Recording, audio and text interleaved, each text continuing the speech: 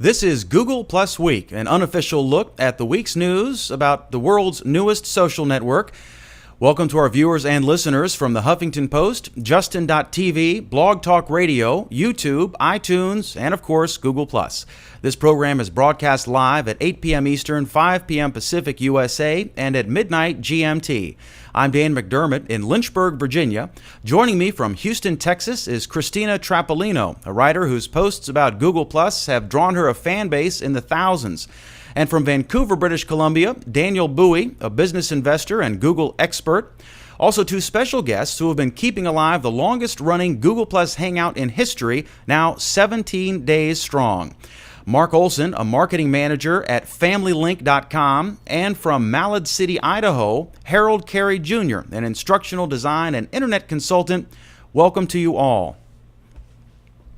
Thank we you. also, sorry, go ahead. Thank you. Mike Miller also joining us, and he's a previous caller, so glad to have him weighing in. If you'd like to join us, our number is 818-688-6625. I think I know the number, but I always look at my cheat sheet to make sure. We have a number of great topics tonight, focusing on Google Plus, and we might hit some other tech stuff if we have time toward the end. I doubt it, but we'll try. The first thing I wanted to mention was that we had an incident at Virginia Tech, Virginia Polytechnic University in Blacksburg, Virginia. That's close to here, about an hour and a half away. And what happened was, this, of course, is the scene, the campus that had the worst single-day mass murder in American history, except, well, one of, I guess, 9/11 obviously was worse. But nerves are always frayed at a setting of that nature, and three 14-year-olds saw someone who they thought had a gun semi-concealed, and so they did an alert, the campus-wide alert. They put the campus on lockdown. Now, this is a university, but it's still summer school season, so that you're talking middle and high school kids. In most cases, they're renting the facilities and having a camp there at most universities. Anyway, I published 3 newspapers, but I didn't put any live breaking news stuff out because basically I'm not going to try to out CNN. I'm not going to try to out AP, the Associated Press, but I published exclusively as an experiment on Google Plus, and a lot of people were commenting, sharing, and I noticed that it was an experiment for me to get the word out. And a lot of people, when they saw my first blur, because we got the breaking thing on my BlackBerry, and a lot of people found out about it initially from that post that I put out, and then a bunch of people were talking about it, some before me, but then it was shared, and then there was an issue. How do we keep up with the latest on this story? And so I'm curious, Christina, I'm curious what you think about Google Plus, because I think you were paying attention to this and giving me feedback. We were chatting. What do you think, what needs to happen to make Google Plus a more effective tool for this sort of thing? Again, it's still in beta, and as I've said on other shows, the guys who invented Twitter, when they sat down and said, let's invent something like text messaging but different, they weren't thinking, let's overthrow Egypt. That just happened, right? What do you think, Christina, about how it does well or doesn't do well in a breaking news situation where folks, were saying, I think you suggested to someone, go to his post and hit F5 every once in a while, and see if any, or someone did. I'm sorry, but what do you think? Twitter's good for that. Facebook stuff can go viral very quickly. What do you think about the whole notion as a way for a hot topic going on, Google Plus? Well, I don't know that Google Plus is any better. Well, I don't think it's any better than anywhere else in terms of getting viral content very quickly. I mean, it's just as good as anywhere else for that. But you end up with the same sort of pitfalls, which is, you get a lot of updates that are not necessarily vetted, and you get a lot of discussion going really quickly about, what happened and who knows what and what are the sources, and that can all get really convoluted in a viral environment. So, that's one thing to consider. But I found that what was unique, at least for me with Google Plus in that situation, was the amount of thoughtful discussion. There was a lot of critical analysis of these updates. Like, there were a lot of people saying things like, well, where did you get that information? Where did it come from? And people were warning journalists not to post things too hastily, and that, I think, is sort of unique because of the way comments work. But, I don't know how, it's not made for breaking news. It's not really what it's for. So I think it was an interesting experiment. But in a crisis situation, I don't know. And of course, there wasn't a shooting. So we don't know, and I'm glad, of course, but we don't know what would have happened if, things had gone the way they did last time there was an incident at Virginia Tech. So it's hard to say. Of course, no one plans for this sort of thing, and it's interesting. It wasn't planned for that. Of course, Twitter and Facebook weren't planned to overthrow Egypt. And so it'll be interesting to see how the quirks get worked around. How people, literally on Facebook, where you're supposed to use your real identity, sort of, on Twitter, where you're limited to 140 characters, people still use those tools. They use the tools that are available to them to get word out, to foment revolution in a dictatorship or what have you. So I found it fascinating. It was an experiment for me. There were some pros, there were some cons. It's another way to get the word out, and it was interesting. So we'll see how that progresses.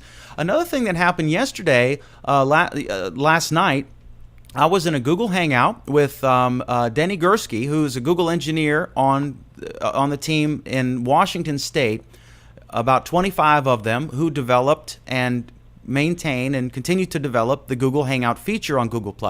It was really neat. We got a word that they were going to do this, and it was I can't remember the name. I apologize, but the head of engineering, Mr. Chi, and he had a Hangout listed, and it was a redirect. So, of course, his filled up in a second. So I clicked on his name and then got redirected to Denny, and I'm very pleased I did. Really nice guy and very forthcoming. Of course, he couldn't talk about new features, and he didn't know everything that was going on at Google Corporation as much as, I tried to pry.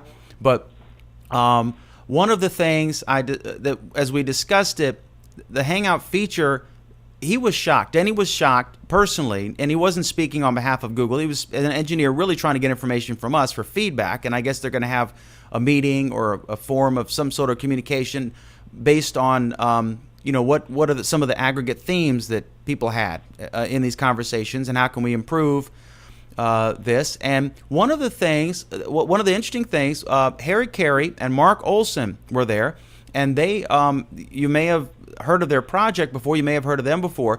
They, Mark Olson started a Hangout 18 days ago, and they have kept it going. It's the longest running in history, right? Of course, it's only a month-old service. And Mark joins us now. Mark, welcome. Thanks so much for joining us tonight. And Harry's here too. Mark, what prompted you to start a Hangout and just keep it going?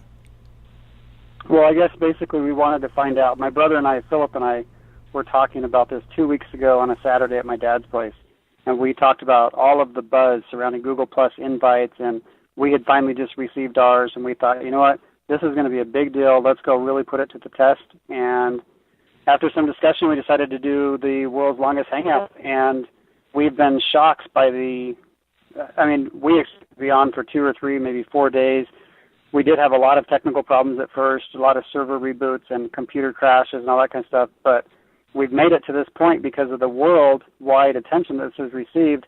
Right now, you're talking to me over the phone, but we also have a person in India named Abhijit and a person in Germany named Moritz and Harold in Idaho. We've got all these people connected, helping us stream this live to our website from 2 different Hangout rooms, connecting it all together.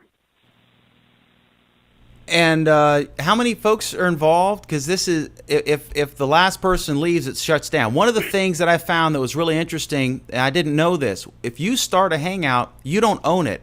I assumed if I started a Hangout, then if I logged off, it was closed. But that's not the case. You could log off, right, and Harry takes over, and it just goes on and in perpetuity, perhaps. Right. Less likely with the limit of 10. Right, that's what we've done is 10 at a time. We've come and gone. It'll get kind of boring 2, 3 in the morning, maybe at 11 o'clock in the morning when people are trying to get going for the day. It gets a little bit dull, so we'll have 2 or 3 occasionally, but most of the time lately it's been 10 solid. There's a line to get in. and people throughout the world, like Harold, has jumped in here and he's been moderating. I go do my daily job and I kind of monitor it on the side, just make sure there's someone there. But we're all continuing on our lives as the world takes it over for us each day. Okay. And I guess you've gotten some publicity over this. And how many people do you think have probably stopped by this chat so far? Have you kept count? Well, it's very hard to estimate. If you take 30 people an hour, which is probably pretty conservative, I calculated it last night with 400 hours, which I think we're at 400 hours now. That's about 12,000 people that have come and gone. That could be way off, under, or way off under. I mean, either over or under that 12,000. But that's just kind of a rough guess of where we might possibly be. Okay, let me bring Harold Carey. I want to call him Harry Carey. I'm sorry, Harold Carey Jr. in. Harold, how did you find out about this and get involved in this project? Well, I found I was just looking to go to a hangout. I've never been in one before, and this one was at the top of the list. They have a little hangout directory on the internet, and I found this at the top of the list. What I do is I have a grant to help the Navajo Indians. It's called Classroom to the Hogan, and what we do is we broadcast through the internet from colleges and universities, and I broadcast directly from my house to teach Indians right in their hogans. They have chapter houses on there that have big wireless broadcasters, and they can actually broadcast a signal out to their homes, or the little hogans they live in. If they have a little laptop there, they can receive that. And that's what I wanted to find out a little bit more about these hangouts and how they could help me with that project. And how many? I know you said you had a wife, and I joked with you last night. I said you have the most understanding wife in the world. How many hours have you probably spent in this hangout? Well, I get up early while my wife sleeps, so I get up about 6 o'clock and get on for a while, and I wait till some other moderators come in, and then I eat breakfast, and then I come on again in the afternoon, and then eat lunch, and then come on again in the evening, and come on again. So basically, I come on and out, in and out about 4 times during the day, and I stay, and lots of times I'm on till about 10:30 at night, and then I go to bed. Okay, and how long do you think this is going to continue to grow? Ask Mark. Mark, what do you think? What's the game plan? Is there a mission here? Well, the mission is to just, you'll notice that a lot of new people come here first now. People sign up to Google+, they jump in here and they start asking us questions. And when I say us, I mean me and Harold and Moritz and Abhijit and all these people that are in here more often than others, moderators basically.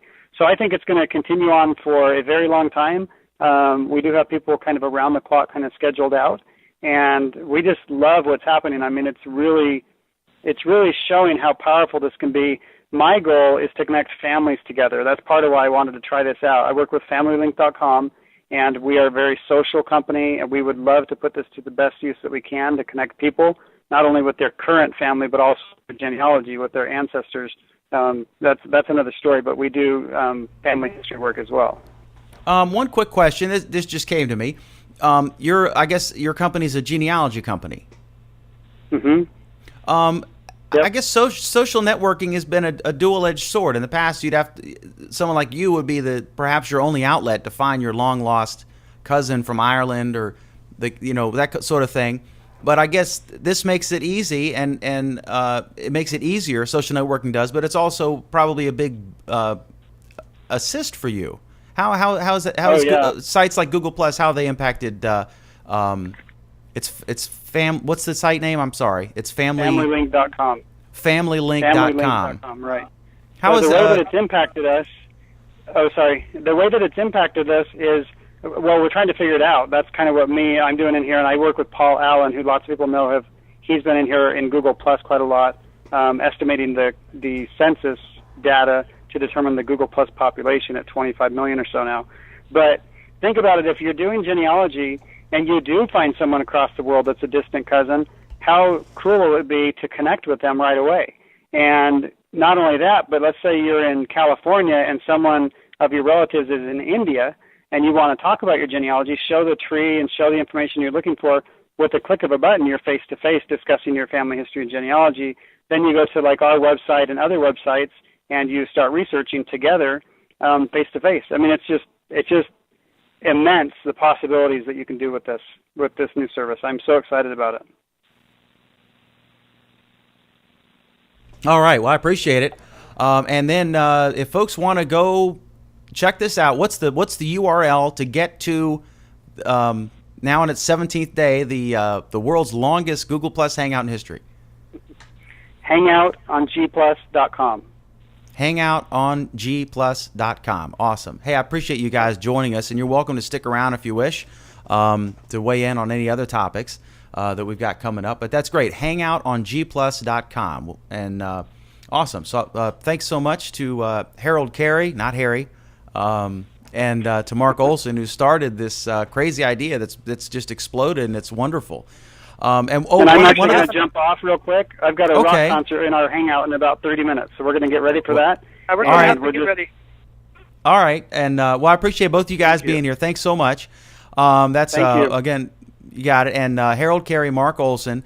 I'll just tell you guys that the one thing that they both said that they would like, and I hadn't thought about this, but an ability to knock someone out of a hangout, because they've had some people take liberties with their physical appearance, or I don't know how to say it, basically flash, the hangout, to vandalize it, if you will, and they were just, what do we do? And there's no way to boot somebody. You just have to. I mean, I'm trying to picture them trying to have a regular conversation, ignoring, this one person who keeps exposing, but it really, because as I said earlier, no one owns the hangout. It's not just because you start it, you could log off and they could keep going for days and you have no idea. So you don't own it, and there's no one in charge. So I suggested a flagging system, perhaps, if not a true control panel. So it'll be interesting to see how this goes as this service continues to be improved and modified. Okay, Christina, I want to get you in on this. And the next topic, a new way to you brought this to my attention, a new way to invite people to Google Plus. Tell us the conventional ways, and then let us know what this new way that was announced, I guess, today.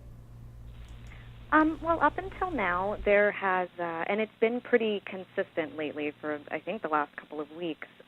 You can, if you look at your main stream, on the right-hand side, there's a little envelope that says invite your friends, and you can invite one person at a time, or you can invite a whole bunch of people. But I think it was yesterday afternoon, one of the Google guys, and I can't think of his name, I'm sorry, but he posted an announcement that Google had decided to give everybody 150 invites that it's tied to a link. So instead of having to keep track of everybody's email, or if you want to invite people that maybe you don't have their email address, now you get a link that you can put in an IM, you can put on your website, you can do whatever you want with it, and it invites up to 150 people at the moment. We don't know if that's going to change in the future, but it's pretty cool. I haven't really experimented with it yet, but I mean, as most of the people that follow me are already on Google Plus, so I'm trying to think of some creative ways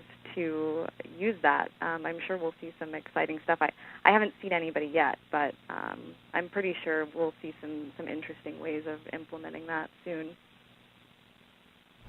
Okay, that sounds great. That's one of the things I was one of our things we're going to discuss is my phone issue. And I was talking to the guy at the Sprint thing, and like probably everyone watching this show or listening to it, you go up to strangers, or you're getting your hair cut or whatever. Are you on Google Plus? And he said, well, here's my short URL from a third-party service, unfortunately. And then you try to add them, and then this guy, he gave me his Gmail, so I invited him, and he said he got on, and I think he stuck me in his circle, but I can't find him. And so I typed his email in the search, his Gmail address, into the search on Google Plus, and I still can't find him. So I'll eventually try to figure out, unless he's forgot to add, or whatever. But so yeah, it's a tricky thing. So I'm glad they're innovating in that area as well. And I wanted that brings up another thing. I'm curious, Mike Miller. I guess you are an impromptu evangelist as we are, and you'll go up to people, friends or colleagues or if you're getting a haircut or whatever, and you'll say, are you on Google Plus, and you'll give them information. I'm curious, what kind of reaction do you get when what kind of reactions have you gotten when you've gone to people and said, are you on Google Plus? What kind of reaction does that bring you? Most of my friends, I've communicate via Facebook, and I don't honestly go out a lot because I'm a giant nerd. We go out, maybe a couple times a week or whatever. I have my, of course, nerdy role-playing group. Only about half of my nerdy role-playing group is on Google Plus. The other half, just they don't. They love their Facebook, and honestly, they just don't seem to care. And as much as I try and convince them, they're like, I'll wait until everybody else is over there. I don't get any really weird reactions or anything about it. I'm not the biggest social creature, so I don't just randomly go up to people and go, hey, are you on Google Plus? But I'm slowly trying to convert my friends over to it. Okay. You strike me as one of those big, gentle giant guys who would be a great bar bouncer, because you're not, you wouldn't want to be a bar bouncer, but that's why you'd be really good at it, I bet. But yeah, I used to love. I have a lot of friends. See, go ahead. Sadly, most of my friends, actually almost all of my friends, play in local bands and stuff like that. So sadly enough, I've sort of done that before. Well, it's a gig, and you don't have a problem, meeting girls if you're the bouncer, or if you're with the band. They always get the girls, the guys with the band. Wife would get a little upset at that, though. True, and she was upset at me last week because I put some rock singer who was in a picture with you. I said, "Oh, your other half," and I'm sure that was a can of worms. Christina, what do you get when you go to people who aren't, you're just some random person you encounter, and you say, are you on Google Plus yet? Because I'm sure you do this all the time. What kind of reaction do you get? It's funny. I work, not to get too much into where I work, but I do work at an online company. So I have a sort of expectation of my coworkers that, they would be involved in social media and on social networks. And, most of them are still on Facebook. And a lot of the people who I think are interested in tech, it's still a bit slanted that way. Like, I find that people I ask about Google Plus are usually, they know what it is and they don't use it, or they know what it is and they're into tech and they're all over it, and maybe they haven't figured out how they want to use it yet, but they're definitely aware of it. I haven't really come across many people who don't know what it is. I was actually at the convenience store yesterday, and a complete stranger, it was somebody trying to market something to me, and I said, well, stay off of Google Plus, as a joke to myself, and he, his reaction was, oh my God, can you get me an invitation? He just knew what it was. So, I think people who are into marketing and tech right now are probably the most into it. I don't know how Google's going to make it a little more accessible to everybody. That remains to be seen. So hopefully they'll make it a little less, tech media marketing oriented. Yeah, they're polite. They're polite. Oh yeah, I heard about that. Mm-hmm. Yeah. The Plus, right? Yeah. Yeah, I'm gonna get on that. Mm-hmm.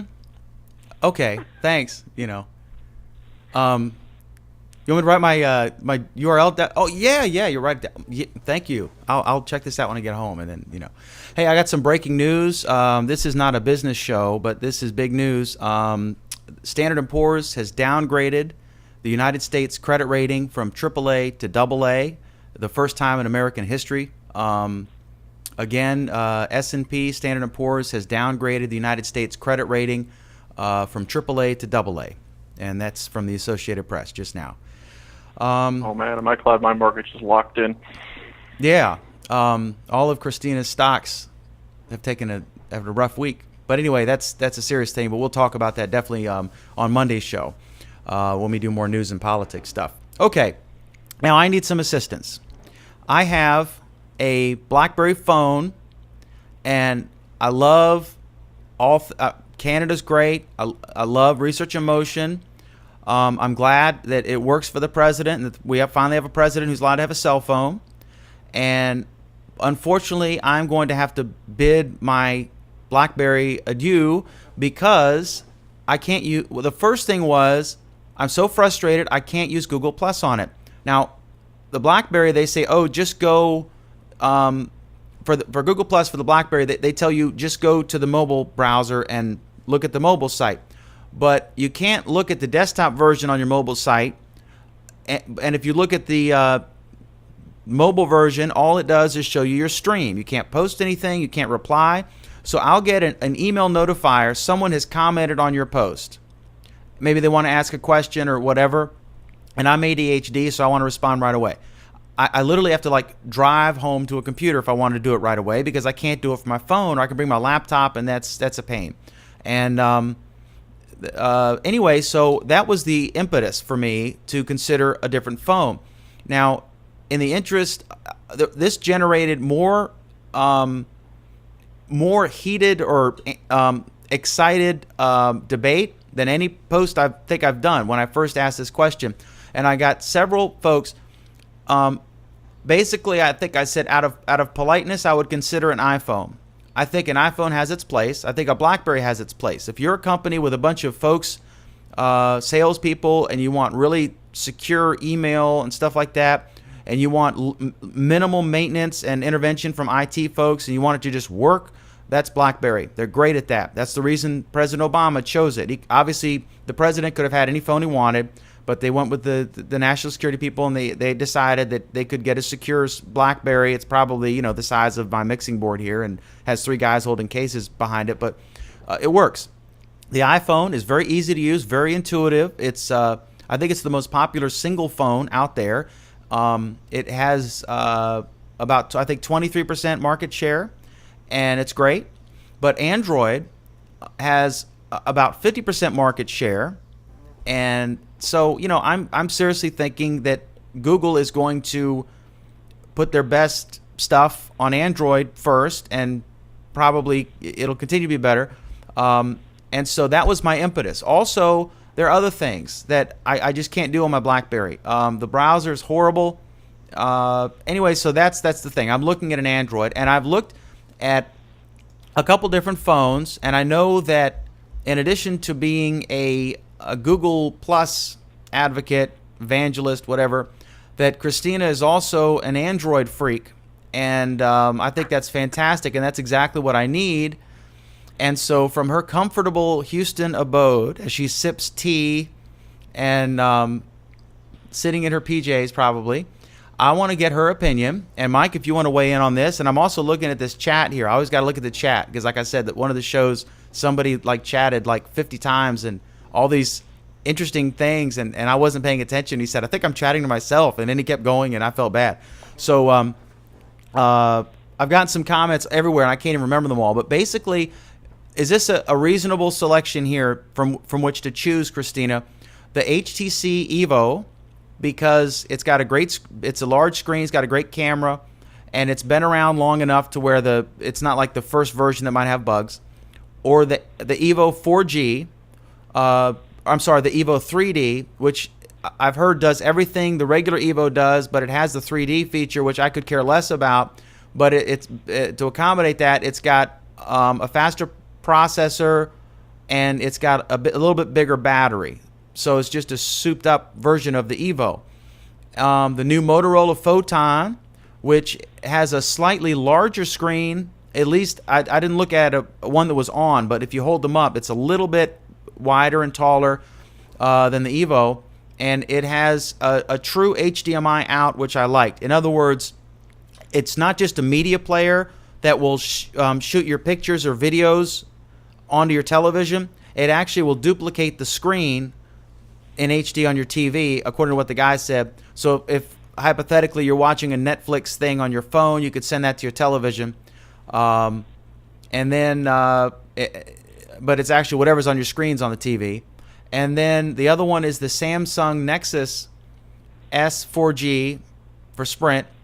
And the advantage there is, unlike the Evo, it's newer, and the screen's smaller, but it is an LED screen. Like the big TV behind me, it's LED, so you don't see any glare in the screen really. You just see glare on the black plastic, and it's just a better looking screen. Have I left any phones out, and am I sort of correct on the benefits of each so far?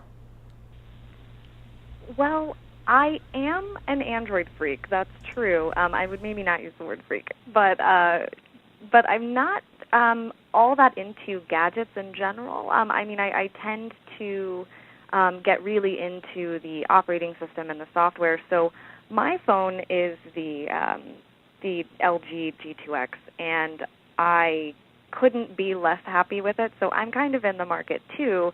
And I, when the Nexus S came out, I was a Nexus 1 owner, and I was so happy with my Nexus 1. It was so fast. It was always it was so future-proofed when it came out that it was like all the phones that came out for the next 12 months. I couldn't justify upgrading my phone. So the first phone that came along before I got my eyes got big with this dual core and the G2X, I was really, really considering the Nexus S 4G. And it wasn't a 4G at the time, excuse me, but the Nexus S. And the thing that stopped me was, it depends on how you use your phone. I tend to store everything in the cloud anyway. So the Nexus S, the problem with it for me was that it didn't have expandable memory. So if you want to have a lot of data stored on your phone, as far as I'm aware, the Nexus S may not be the best choice. The Evo is great, and it's really fast. It's just really huge, and I have small hands, so it's not very practical for me. I haven't gotten to play with a Photon, but I did actually get to play with the Evo 3D maybe a week ago. A friend of mine got one. And the effect on it, I'm not a big fan of 3D anyway, but the effect on it was actually pretty cool if you looked at it right. The problem with the phone is to see something in 3D without 3D glasses is still a very new technology, and I don't think they've perfected it yet. So I wouldn't get the 3D, especially since you said you don't care about that. I mean, if you were really into having a 3D phone the way I was. Just to say that the way it was described to me, we're going to get Mike Miller in on this in just a second, but the way it was described to me, Christina, is the 3D is everything the regular Evo is, but to accommodate the 3D, they have a dual-core processor, so it's faster than the regular Evo, and the battery is a little bit bigger, so it would last a bit longer. So even if you're not using 3D, you're just getting a faster Evo, is the way it was presented to me. But okay, and that's funny you don't like big phones, because in your picture here,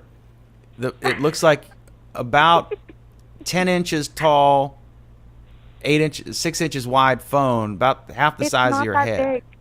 I have small. I'm a small person, so it just looks bigger in my hands. That's all. And next to my small head. Quality over quantity, Christina Trapolino. All right, I'm gonna get in trouble here. She's gonna Google talk some nasty stuff to me and beat me up. Okay, Mike Miller. Are you a phone geek or phone aficionado? Let me know what should I do? Is this a good list from which to choose, or am I missing something? I think it's a good list. You've got Sprint, right? So you're going to stick with Sprint? Yes. Okay. See, I've had AT&T since before they were Singular, when Singular bought them out, and now they're back to AT&T. Anyway, I had an iPhone up until from about the time they came out up until March of this year, and then I switched over to Android to a Motorola Atrix.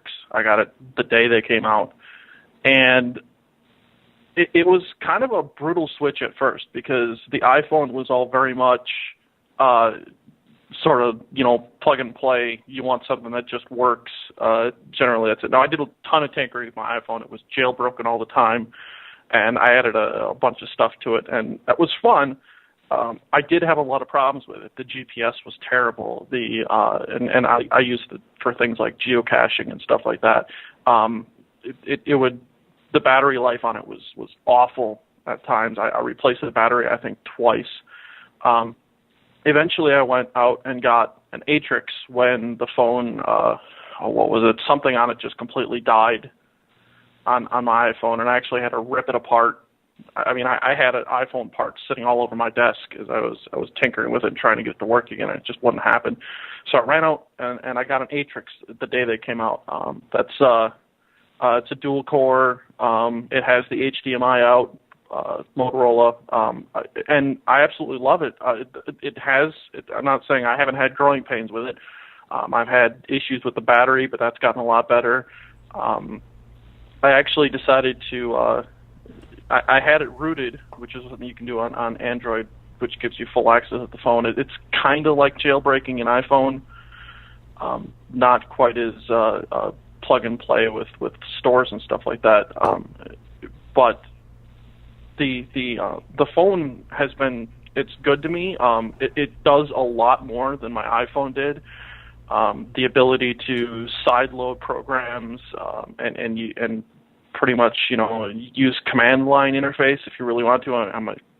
I work with Linux for a living, so that's kind of a plus because all Android is based on Linux. I think the other phone I had looked at, I think was the Samsung that you're looking at. What is the Nexus S2?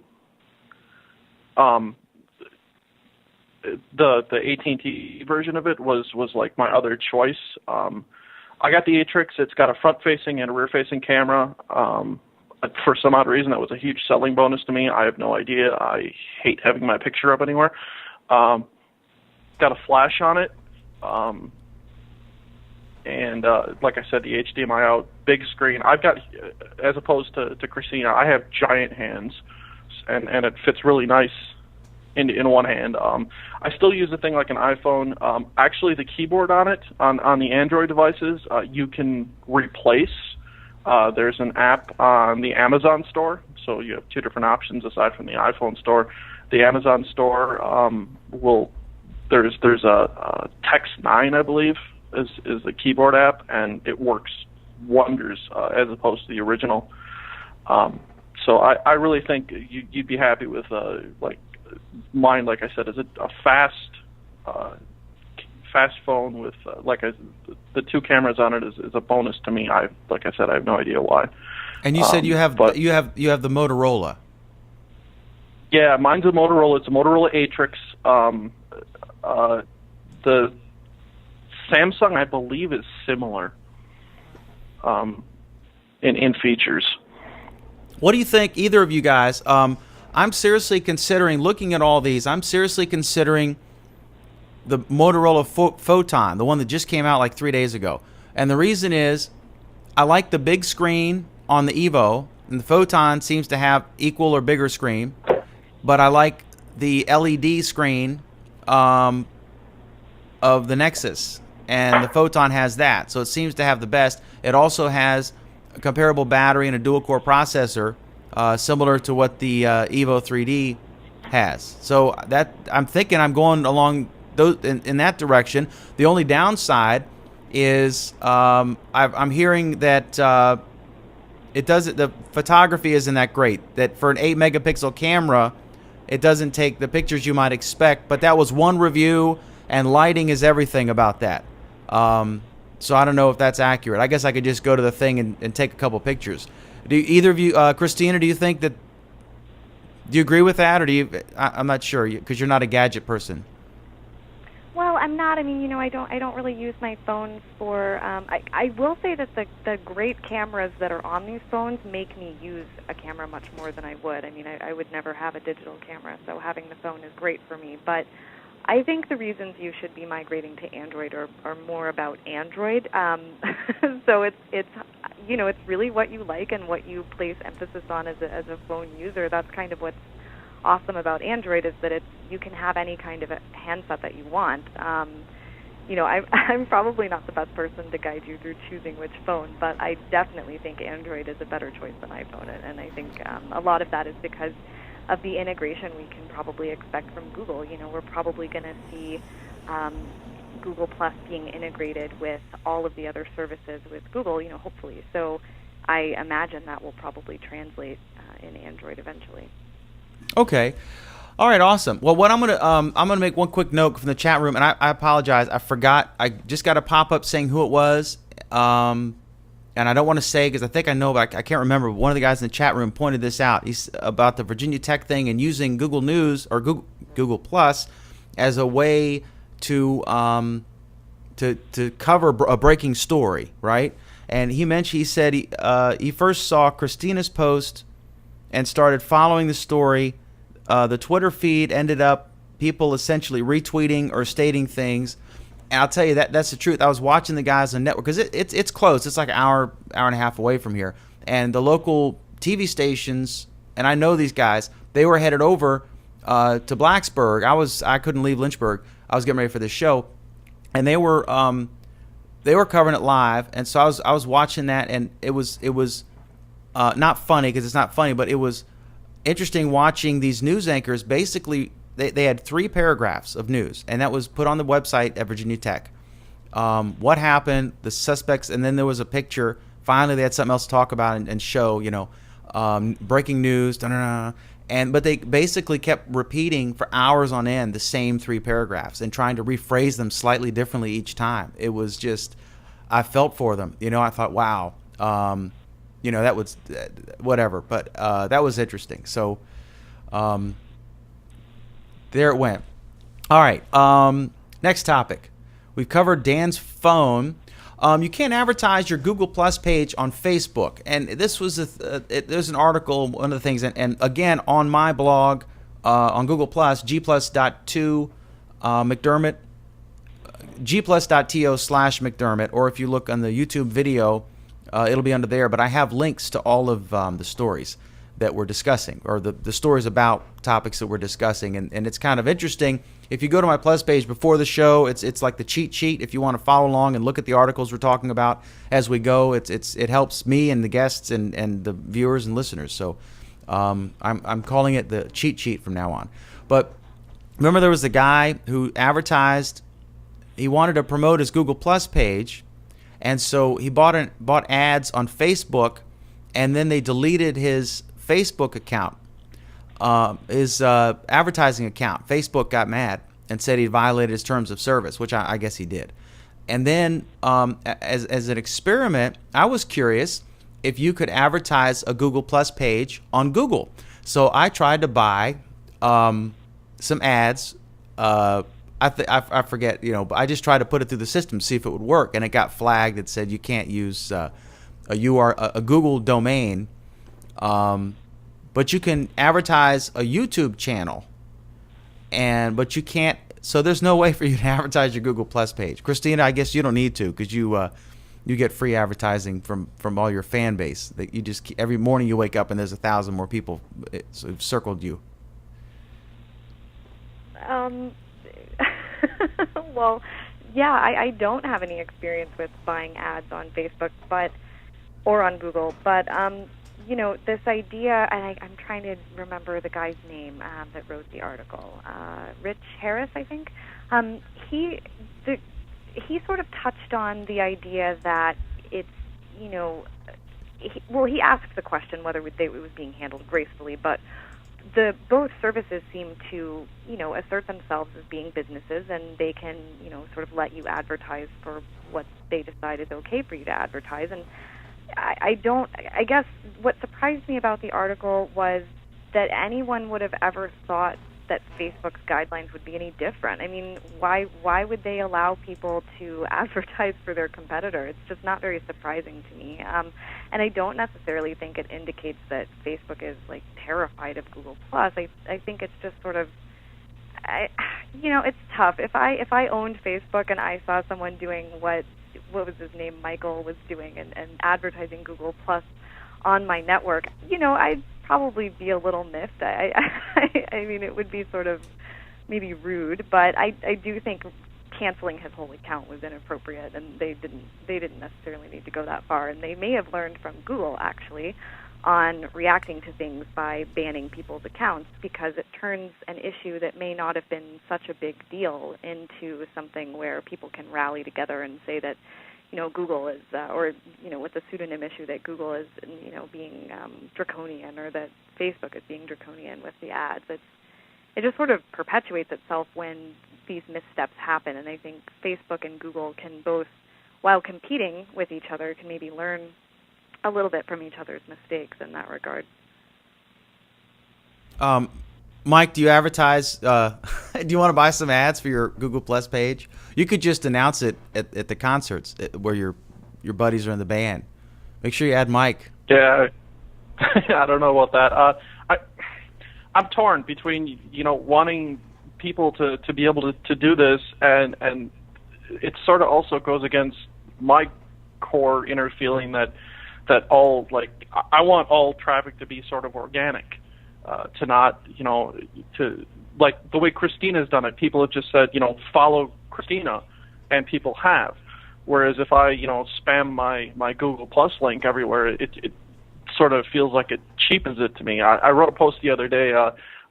Jerry Ryan, who played 7 to 9 on Star Trek, is on Google Plus now, and she decided to go ahead and follow everyone back, which I got kind of this warm fuzzy feeling in, even though I knew she was doing it to everybody that followed her, that it sort of almost felt personal, and it's kind of a great feeling, and I like that organic sense of social network growth. I'm totally looking her up right now because I have the biggest crush on 7 of 9. Let me tell you. Yeah, I'm gonna find Jerry Ryan. She's wow. The Star Trek uniforms were designed specifically for Jerry Ryan. Okay, so yeah, I hear what you're saying, and this kind of bleeds into our next topic. This guy at ZDNet was upset. He said that the headline, without clout with a K, K-L-O-U-T, Google Plus is dead to me. And I guess this guy lives and breathes by his clout rating. It's a site, and you put your Twitter thing in.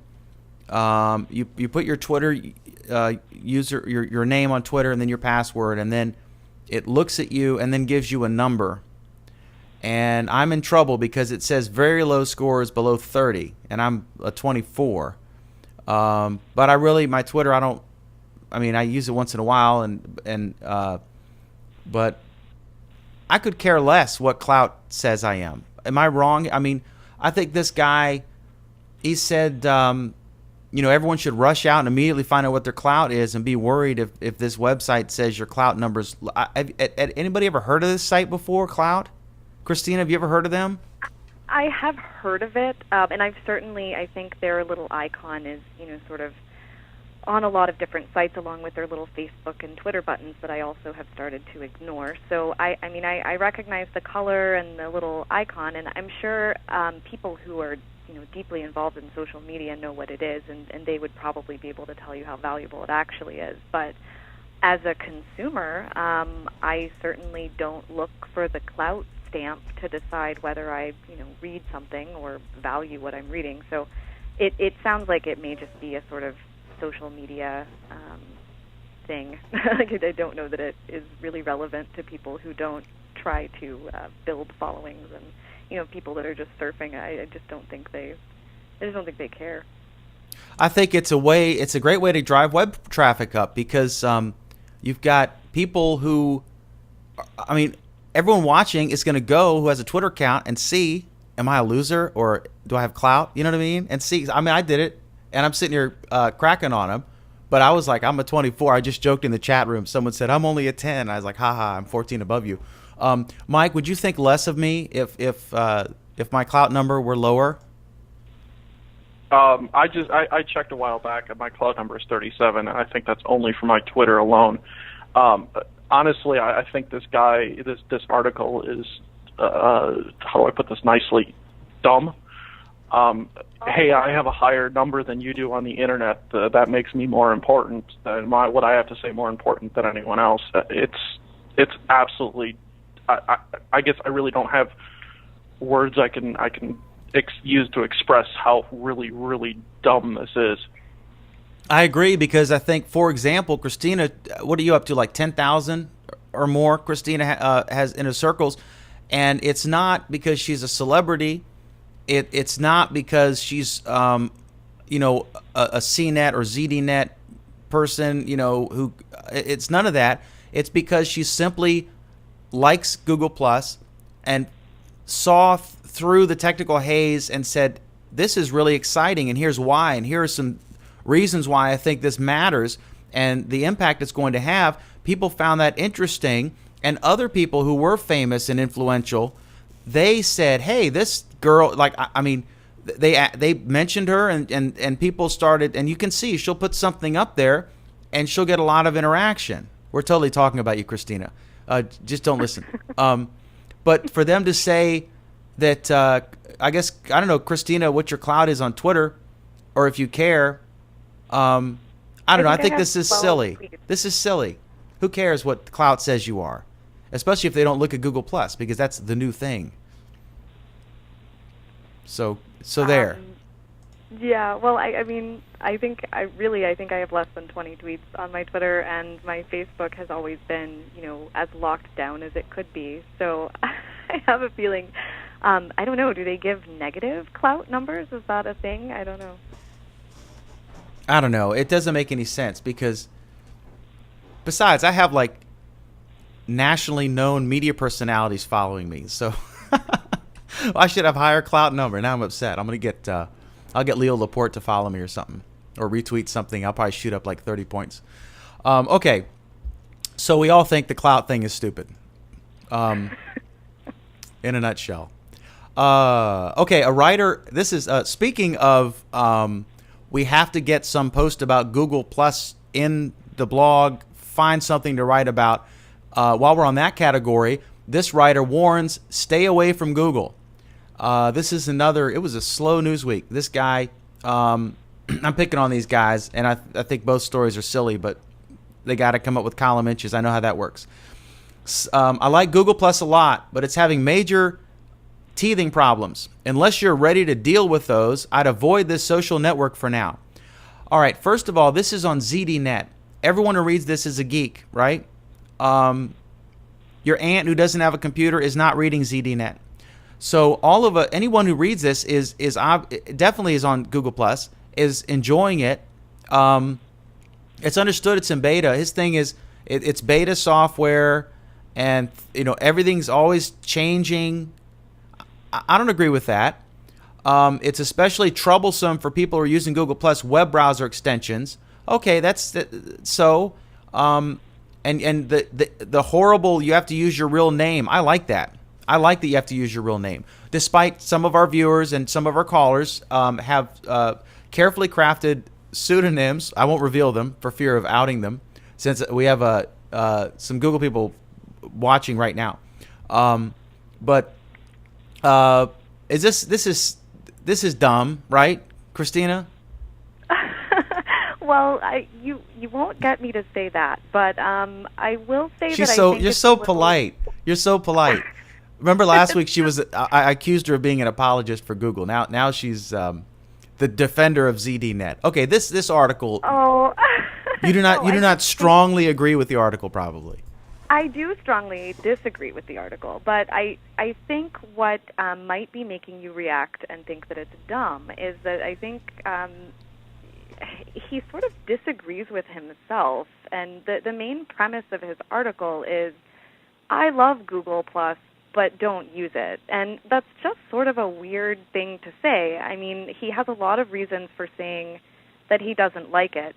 And at the same time, he seems to be fighting with himself, like fighting his addiction to it. So he's sort of, it's just a sort of counterintuitive conclusion, I think. I think what he should have probably done is, looked at it as 5 weaknesses of Google Plus rather than 5 reasons to never use it. Everything that he said is true. And if you do agree with him on the pseudonym issue and all of that, then that's a very real reason for a lot of people to take Google Plus with a grain of salt. But well, you could get a virus. You could get a computer virus, so you shouldn't use a computer until they get rid of all the viruses. I mean, it's like this. Well, it's like, how many times have you sat at home in a big snowstorm down in Houston, and you're looking at the television, and the reporter gets on there, folks, the weather's really bad outside, and you should just stay home and not go to work. It's not safe. Well, that guy went to work. How did he get to the TV station? They got a cot, right? Who's he to tell him? You know what I mean? And my problem is with the audience. If this were in Reader's Digest, okay, fine. yeah, it's not ready for prime time, 100%, no problem. But on ZDNet, to warn people now, there may be some issues, so it might be best, it might be safer for you to just stay away from Google Plus for now. What do you think, Mike Miller? Well, ZDNet is, I mean, this is the company that started Tech TV before it was Tech TV, where they tried to bring technology to the masses and stuff like that. So I'm not too sure if it's just geeks that read it. I do not read it regularly unless someone links me an article. But I think, like you said in the beginning, I'd taken notes ahead of time and wrote down underneath this. I think this article is written for one purpose: to drive traffic to this guy's blog. I don't know how much traffic he's going to get from this because I mean, like you guys said, he contradicts himself, and I think that's a horrible, horrible writing style. I mean, coming from me, who's by no means even close to a good writer, he's just it's terrible. It was hard to read, and my head just hurt after I was done with the article. Yeah, I think I'm getting picked on in the chat room on Justin TV. That's actually it's interesting. If you watch it, you should pay attention to the chat room. It's pretty cool. Okay, so yeah, I think you're safe to try Google Plus. Just know that it's in beta. All right. I saw this odd articles back and forth. I guess Market Watch wrote an article that Google Plus is the newest place you need to be if you're a job hunter. And then another blog came back and said that was silly, that it's not a good place for job hunting. I didn't know that Google Plus, what are they talking about? That's crazy. Am I missing something here? Christina, if you're looking for a new gig, what do you think? Well, I think it's great for finding a new gig if you have something worth showing to the world. If you're if what you do in the public sphere on Google Plus is post about your eating habits, then maybe not. But if you use Google Plus to market yourself and you want to show anybody who would look that you are intelligent and that you have thoughts that are relevant, or that you make great art, or that you make great music, or anything like that, I think Google Plus is a fantastic way to. The article that you're talking about, I actually have already responded to it.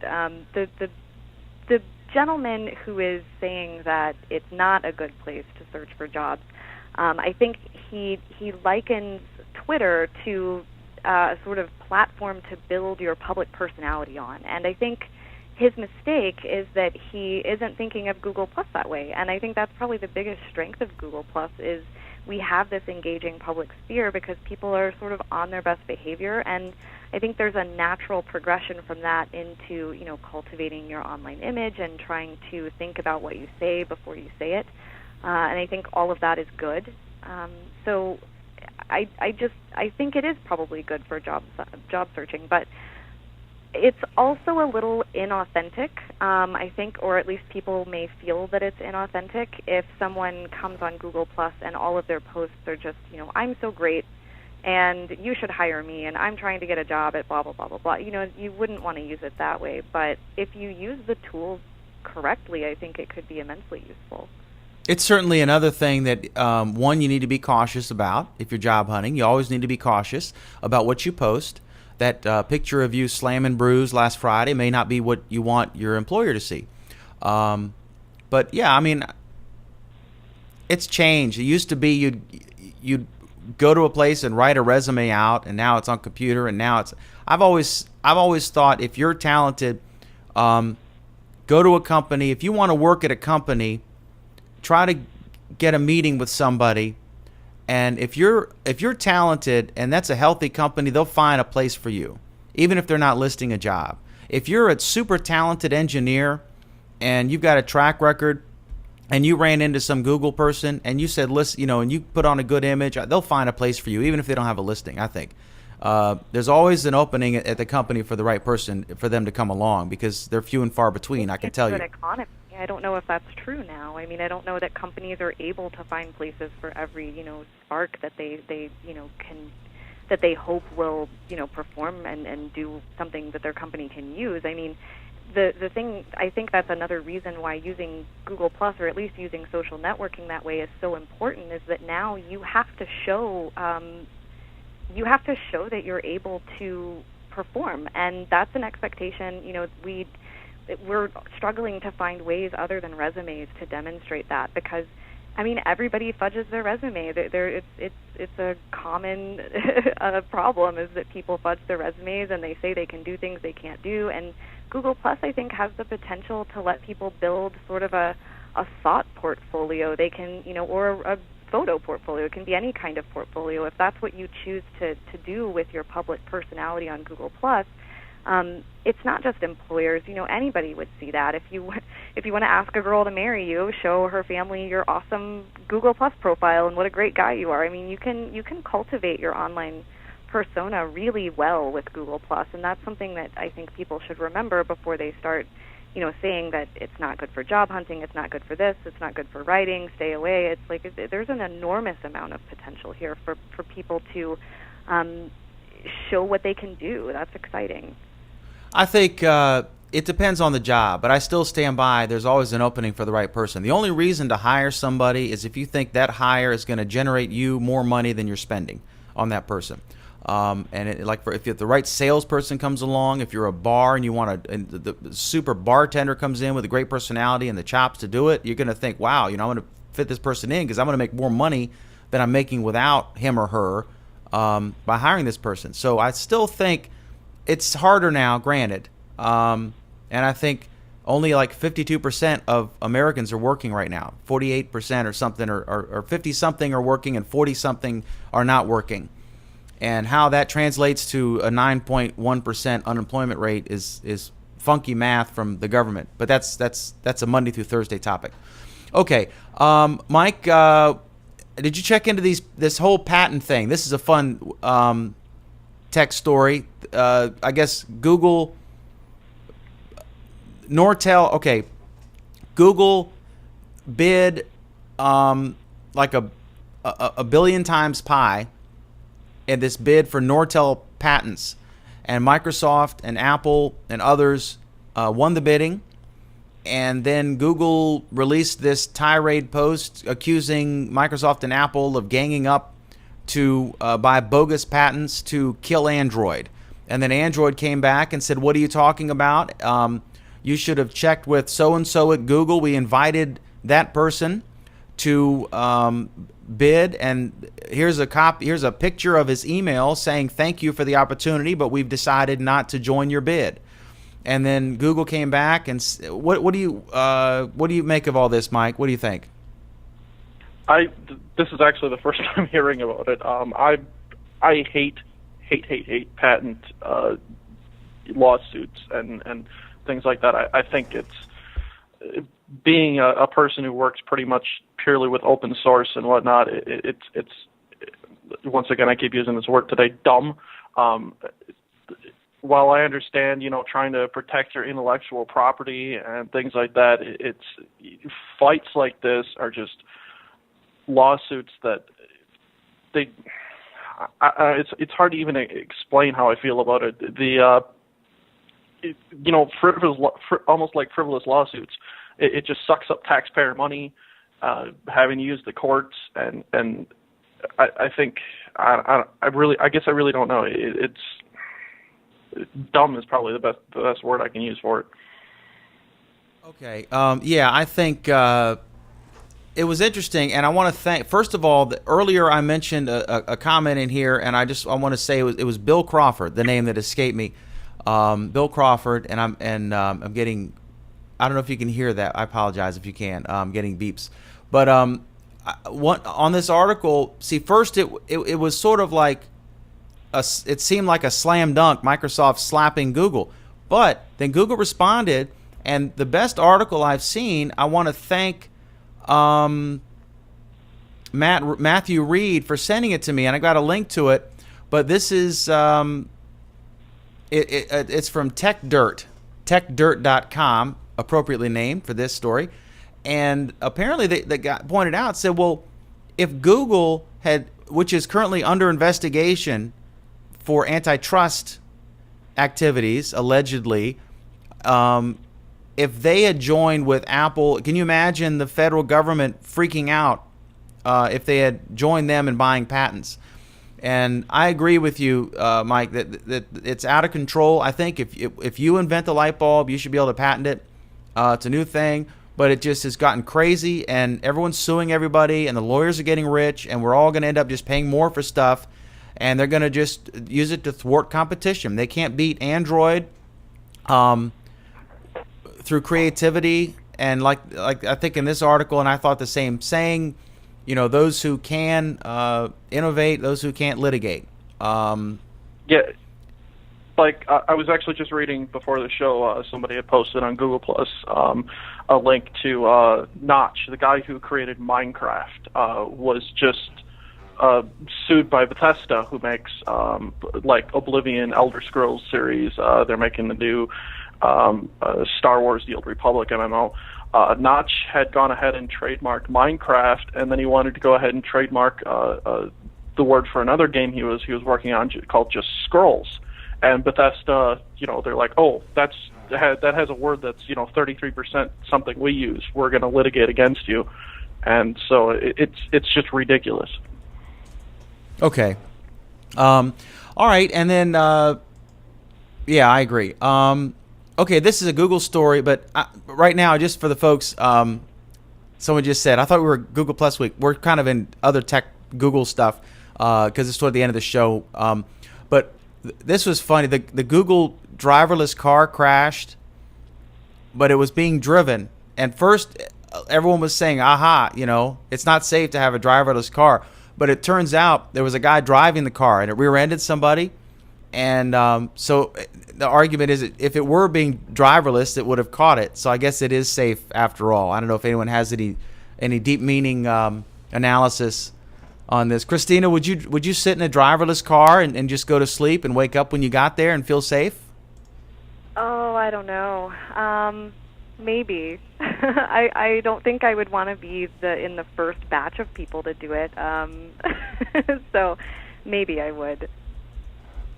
What about you, Mike? Would you feel safe headed home from a gig and just fall asleep and let some driverless car take you home?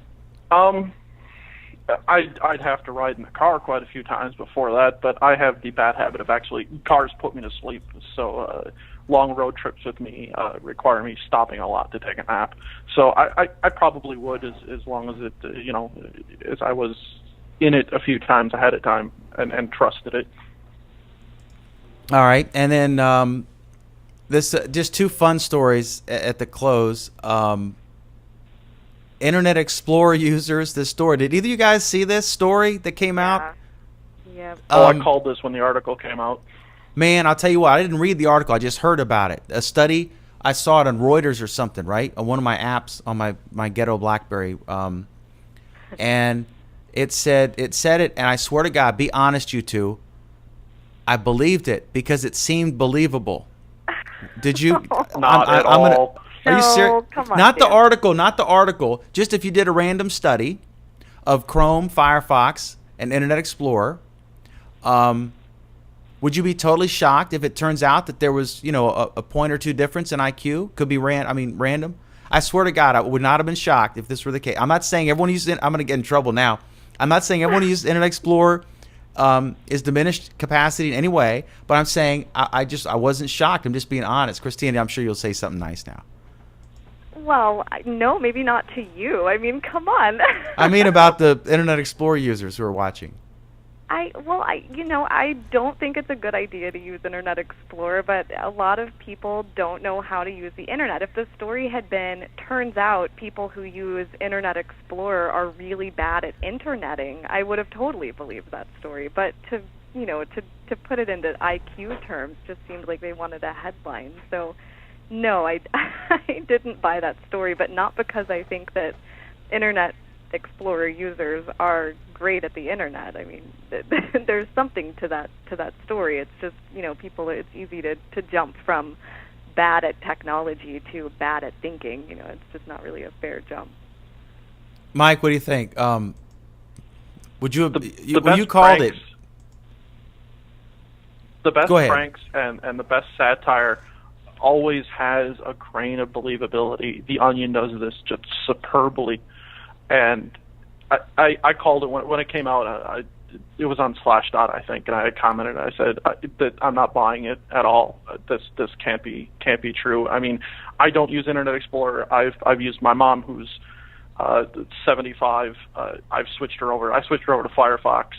She uses that. I use Chrome. I have for a while back. Haven't looked back to Firefox in quite a while. But I do know people that use IE, and they're very smart people. They don't want to go through the hassle of messing with a new browser, and as long as they keep it updated and they don't try and go to unscrupulous sites that have where they can get infected with malware and stuff like that. Most terrible things on the internet now that come through your browser aren't browser exploits so much, but they're things like PDF exploits, which can pretty much affect any browser. So when it came out, I was just like, there's something wrong with this. And then when it was revealed as a hoax, I just kind of sat back and was all smug about it.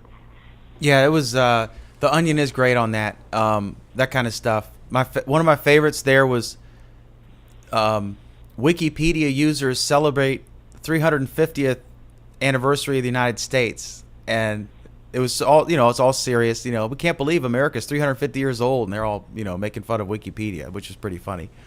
And then one thing to Google it, I got in big trouble with our readers. I wrote a April Fool's story in Warren County Report newspaper, the one in Front Royal, and it was town sells Shenandoah River, and I wrote it all serious that in order to earn money, the town has decided to sell the river to a neighboring county, and they will drain the river.